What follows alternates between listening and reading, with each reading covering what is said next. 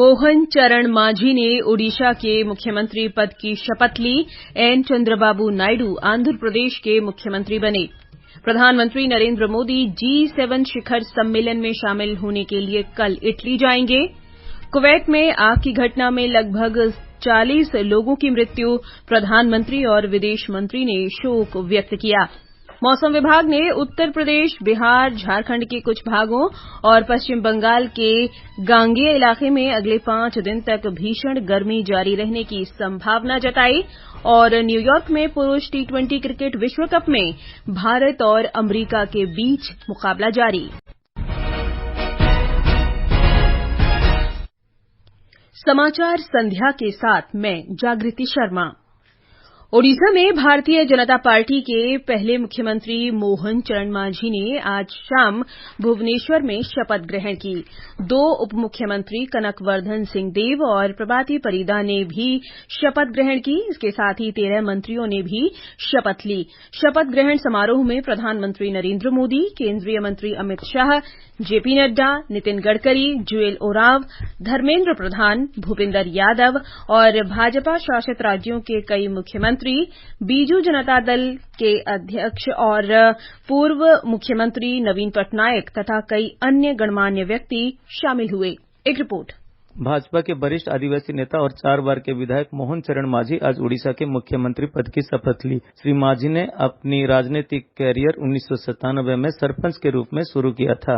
BJP नेता कनकवर्धन सिंहदेव और प्रभाती परिदा ने उप मुख्यमंत्री पद की शपथ ली। सुरेश पुजारी, रवि नारायण नायक, कृष्ण चंद्र पात्र, डॉ मुकेश महालिंग, पृथ्वीराज हरिचंदन, विभूति भूषण जेना, डॉ कृष्ण चंद्र महापात्र और नित्यानंद गौड़ ने भी मोहन मांझी के नेतृत्व वाली सरकार में कैबिनेट मंत्री के रूप में शपथ ली। शपथ लेने वाले अन्य राज्य मंत्रियों में गणेश राम सिंह खुंटिया, सूर्यवंशी सूरज, प्रदीप बालासामंत, गोकुलानंद मल्लिक और संपत चंद्र स्वाई शामिल है। प्रकाश दास, आकाशवाणी समाचार, भुवनेश्वर। प्रधानमंत्री नरेंद्र मोदी ने एक सोशल मीडिया पोस्ट में कहा कि आज ओडिशा के लिए ऐतिहासिक दिन है। प्रधानमंत्री ने कहा कि महाप्रभु जगन्नाथ की कृपा से ये टीम ओडिशा में विकास कार्य करेगी और लोगों के जीवन को और बेहतर बनाएगी। तेलुगु देशम पार्टी प्रमुख एन चंद्रबाबू नायडू ने भी आज आंध्र प्रदेश के मुख्यमंत्री पद की शपथ ली। राज्यपाल एस अब्दुल नजीर ने कृष्णा जिले के केसरपल्ली आईटी पार्क में उन्हें मुख्यमंत्री पद की शपथ दिलाई। उनके साथ जनसेना पार्टी के 3 और भारतीय जनता पार्टी के 1 सदस्य सहित 24 नवनिर्वाचित सदस्यों ने मंत्री पद की शपथ ली। शपथ ग्रहण समारोह में प्रधानमंत्री नरेंद्र मोदी, गृहमंत्री अमित शाह और राष्ट्रीय जनतांत्रिक गठबंधन के नेता शामिल हुए। प्रधानमंत्री नरेंद्र मोदी ने एन चंद्रबाबू नायडू को आंध्र प्रदेश के मुख्यमंत्री पद की शपथ लेने पर बधाई दी है। श्री मोदी ने सोशल मीडिया पोस्ट में कहा कि तेलुगु देशम पार्टी, जनसेना और भाजपा गठबंधन की सरकार आंध्र प्रदेश को नई ऊंचाइयों पर ले जाने और राज्य के युवाओं की आकांक्षाओं को पूरा करने के लिए प्रतिबद्ध है। अरुणाचल प्रदेश में नवनिर्वाचित भाजपा विधायक दल के नेता और निवर्तमान मुख्यमंत्री पेमा खांडू ने आज शाम राज्यपाल के.टी. परनायक से मुलाकात की और नई सरकार बनाने का दावा पेश किया। इसके बाद राज्यपाल ने उन्हें सरकार बनाने के लिए आमंत्रित किया। इससे पहले दोपहर में भाजपा विधायक दल की बैठक में श्री खांडू को सर्वसम्मति से पार्टी विधायक दल का नेता चुना गया। बैठक में पार्टी के केंद्रीय पर्यवेक्षक रविशंकर प्रसाद और राष्ट्रीय महासचिव तरुण चुघ उपस्थित रहे। नए मुख्यमंत्री का शपथ ग्रहण समारोह कल सुबह 11 बजे ईटानगर के दोरजी खांडू कन्वेंशन सेंटर में आयोजित किया जाएगा। इस अवसर पर पार्टी अध्यक्ष जेपी नड्डा, गृहमंत्री अमित शाह और राष्ट्रीय महासचिव बीएल संतोष उपस्थित रहेंगे। महाराष्ट्र विधान परिषद चुनाव की 3 सीटों पर एनडीए का मुकाबला इंडिया गठबंधन से होगा। चौथी सीट पर भाजपा, एनसीपी, शिवसेना, उद्धव बालासाहेब ठाकरे और शिक्षक भारती के उम्मीदवार मैदान में हैं। महाराष्ट्र विधान परिषद की 4 सीटों के द्विवार्षिक चुनाव के लिए नामांकन वापस लेने का आज अंतिम दिन था। ये समाचार आकाशवाणी से प्रसारित किए जा रहे हैं। ताजा समाचार जानने के लिए आप हमारे Twitter handle @AIR news Hindi को फॉलो कर सकते हैं। ये आकाशवाणी है। प्रधानमंत्री नरेंद्र मोदी G7 शिखर सम्मेलन में शामिल होने के लिए कल इटली जाएंगे। विदेश सचिव विनय मोहन क्वात्रा ने नई दिल्ली में बताया कि शुक्रवार को होने वाले सम्मेलन में भारत को आउटरीच देश के रूप में आमंत्रित किया गया है। उन्होंने कहा कि ये भारत और ग्लोबल साउथ के लिए महत्वपूर्ण मुद्दों पर सम्मेलन के विश्व नेताओं के साथ एकजुट होने का अवसर होगा। This will be Prime Minister's first overseas travel after assuming office in his third consecutive term. It will also afford him an opportunity to engage with other world leaders present at the G7 summit on issues of importance to India as also to the global south. शिखर सम्मेलन में भारत की ये 11वीं और श्री मोदी की लगातार 5वीं भागीदारी होगी। प्रधानमंत्री आउटरीच सत्र में शामिल होंगे। Prime Minister will participate in the outreach session along with the other countries invited for the outreach summit. At this session, the focus would be on artificial intelligence, energy, Africa and the Mediterranean. It will be a block agenda item where the G7 and the outreach countries would share their views and perspectives. इस अवसर पर Shri Modi G7 देशों के नेताओं के साथ द्विपक्षीय बैठकें कर सकते हैं। श्री मोदी इटली की प्रधानमंत्री जॉर्जिया मेलोनी के साथ बैठक करेंगे। विदेश सचिव ने कहा कि स्विट्जरलैंड में होने वाले यूक्रेन शांति शिखर सम्मेलन में भारत उचित स्तर पर शामिल होगा। इस महीने होने वाले सम्मेलन में लगभग 90 देश शामिल होंगे।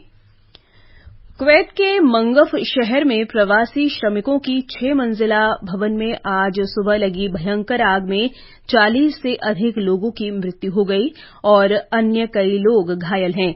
मृतकों में 10 भारतीय नागरिक हैं। इस भवन में लगभग 195 मजदूर रहते थे, जिसका स्वामित्व मलयाली व्यवसायी केजी अब्राहम की कंपनी के पास है।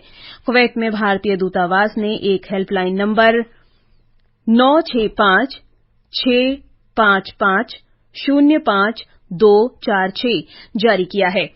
कुवैत में भारत के राजदूत आदर्श स्वाइका ने फरवानिया अस्पताल में घायल श्रमिकों से मुलाकात की और दुर्घटना स्थल का निरीक्षण भी किया। भारतीय दूतावास कुवैती कानून प्रवर्तन, अग्निशमन सेवाओं और स्वास्थ्य अधिकारियों के साथ संपर्क में है। इधर तमिलनाडु सरकार ने कुवैत में भारतीयों की सहायता के लिए एक हेल्पलाइन शुरू की है।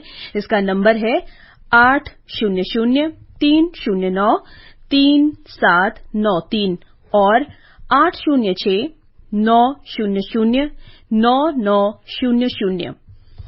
मुख्यमंत्री एमके स्टालिन ने राज्य प्रवासी कल्याण मंत्रालय से आग दुर्घटना में प्रभावित लोगों की मदद के लिए आवश्यक कदम उठाने को कहा है। प्रधानमंत्री नरेंद्र मोदी ने कुवैत शहर में लगी आग की घटना पर दुख व्यक्त किया है। श्री मोदी ने कहा कि उनकी संवेदनाएं शोक संतप्त परिजनों के साथ हैं। उन्होंने घायलों के शीघ्र स्वस्थ होने की प्रार्थना की। विदेश मंत्रालय ने कहा कि प्रधानमंत्री के निर्देशानुसार विदेश राज्य मंत्री कीर्तिवर्धन सिंह आग दुर्घटना में घायल हुए लोगों की सहायता की निगरानी के लिए तुरंत कुवैत जा रहे हैं। वे घटना में मारे गए लोगों के पार्थिव शरीर को शीघ्र स्वदेश लाने के लिए स्थानीय अधिकारियों के साथ समन्वय भी करेंगे। विदेश मंत्री सुब्रमण्यम जयशंकर ने भी कुवैत शहर में भीषण आग दुर्घटना पर गहरा दुख व्यक्त किया है। पाकिस्तान मानवाधिकार आयोग ने खैबर पख्तूनख्वा प्रांत में मानवाधिकार और कानून व्यवस्था की स्थिति पर चिंता व्यक्त की है। आयोग ने कहा कि प्रांतीय चुनाव के अभाव में क्षेत्र के लोगों को पूरे साल स्थानीय सरकार में प्रतिनिधित्व नहीं मिला और 2023 में अधिनियमित एक भी कानून नहीं बनाया गया।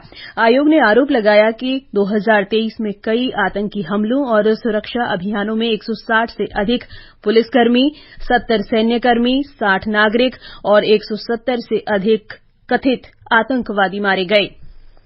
जम्मू कश्मीर में कठुआ जिले के हीरानगर सेक्टर के सैदा सोहल गांव में सेना और आतंकियों के बीच मुठभेड़ में एक और आतंकी मारा गया। अब तक 2 आतंकी मारे जा चुके हैं। आतंकवादियों की गोलीबारी के बाद कल देर शाम ये मुठभेड़ हुई। इस दौरान घायल सीआरपीएफ जवान की आज मृत्यु हो गई। ये समाचार हमारी वेबसाइट newsonair.gov.in/hindi और हमारे mobile app news on AIR पर भी उपलब्ध हैं। समाचार संध्या में आपका फिर स्वागत है। उत्तर प्रदेश, पश्चिम बंगाल के गांगेय क्षेत्र, बिहार और झारखंड के कुछ हिस्सों में अगले 4 से 5 दिन तक भीषण गर्मी की स्थिति बने रहने की संभावना है। मौसम विभाग के वरिष्ठ वैज्ञानिक ने कहा है कि उत्तराखंड, पंजाब, हरियाणा, चंडीगढ़, दिल्ली, मध्य प्रदेश, राजस्थान, हिमाचल प्रदेश, जम्मू संभाग और ओडिशा के कुछ हिस्सों में भीषण गर्मी बनी रहेगी। सबसे ज्यादा तापमान जो है दिल्ली और उत्तर प्रदेश में रिपोर्ट हो रहा है और तापमान का जो रेंज है 44 से 47 रिपोर्ट हुआ है। उसी के साथ साथ पंजाब, हरियाणा, चंडीगढ़ में भी 44 से 46 आ रहा है और बिहार, झारखंड और हमारा जो बंगाल का इलाका है वहाँ 43 से 45 रिपोर्ट हो रहा है। पंजाब, हरियाणा, चंडीगढ़, दिल्ली ये ऑरेंज अलर्ट स्पॉट है 13, 14, 15 जून को और इसमें लू चलने का बहुत ज्यादा संभावना है, गर्मी हवा, तो इसीलिए सभी को चेतावनी दिया जाता है कि 11 बजे से आफ्टरनून जो है 3-4 बजे तक बाहर न निकले। दूसरी ओर दक्षिणी पश्चिमी मानसून महाराष्ट्र, छत्तीसगढ़ के कुछ और हिस्सों तथा तेलंगाना में पहुंच गया है। मौसम विभाग ने ओडिशा के कुछ और हिस्सों, तटीय आंध्र प्रदेश और उत्तर पश्चिमी बंगाल की खाड़ी में अगले 3 से 4 दिन में इसके पहुंचने की संभावना व्यक्त की है।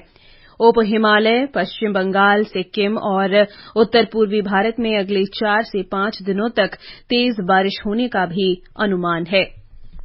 राज्य और केंद्र शासित प्रदेश के राहत आयुक्तों, राज्य आपदा प्रतिक्रिया बल, नागरिक सुरक्षा, होमगार्ड और अग्निशमन सेवाओं का 2 दिन का वार्षिक सम्मेलन आज नई दिल्ली में संपन्न हुआ।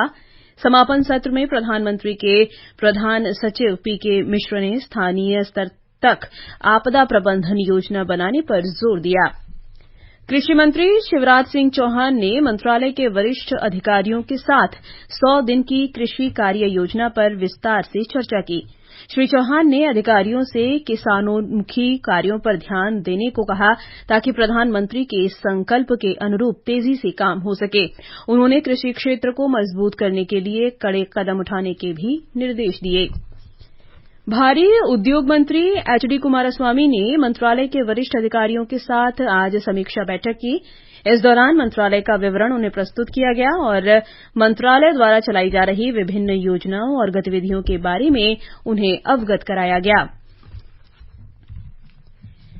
T20 क्रिकेट विश्व कप में आज न्यूयॉर्क में भारत का मुकाबला अमेरिका के साथ जारी है। भारत ने टॉस जीतकर पहले गेंदबाजी करने का फैसला किया है। ताजा समाचार मिलने तक अमेरिका ने 10 ओवर में 3 विकेट पर 42 रन बना लिए हैं। कल त्रिनिदाद में वेस्टइंडीज का मुकाबला न्यूजीलैंड से, सेंट विंसेंट में बांग्लादेश का मुकाबला नीदरलैंड से और एंटीगा में इंग्लैंड का मुकाबला ओमान से होगा।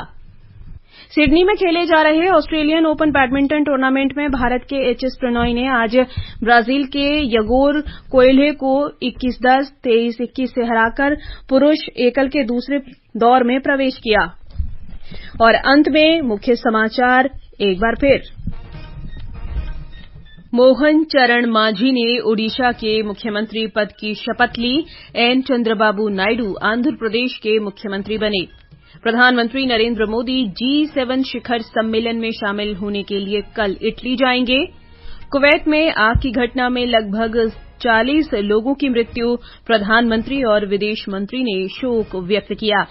मौसम विभाग ने उत्तर प्रदेश, बिहार, झारखंड के कुछ भागों और पश्चिम बंगाल के गांगेय इलाके में अगले 5 दिन तक भीषण गर्मी जारी रहने की संभावना जताई।